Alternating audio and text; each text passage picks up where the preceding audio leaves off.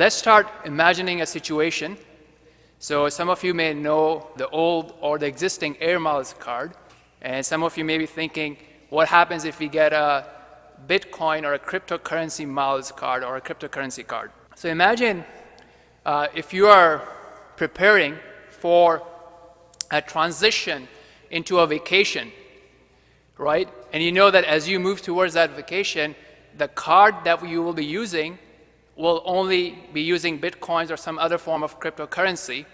And that is what you will use to trade, to buy your car, to buy your palace, to buy food, and whatever you need, you will be using that card.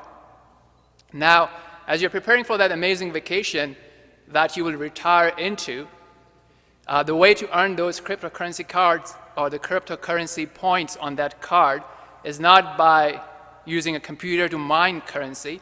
Rather, each time you go to a grocery store and you buy food for your family, you swipe your card, just like how you would do an Air Miles card, and you'll keep getting crypto points, right?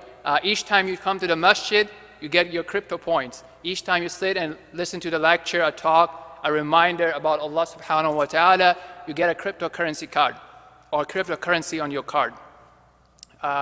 Each time you're hurt by a family member and you are patient and you explain to them and you communicate to them, you're getting cryptocurrency on your card.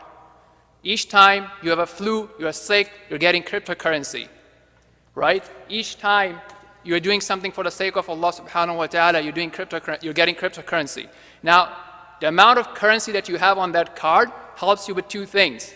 One, just like an Air Miles card, it helps your journey to that vacation resort, right? The journey is more comfortable because now you can use business lounge, you can fly business class, and when you reach your vacation spot, your destination, your hotel, your residence will be different based on the amount of points that you have. The reason I'm saying this is to help you relate to the world that we are living in. A lot of time we are concerned about the skins and the bones that we have, the amount of money we have in our business account, the type of status and popularity and social popularity that we enjoy in the world. And we are forgetting the destination that we are going towards.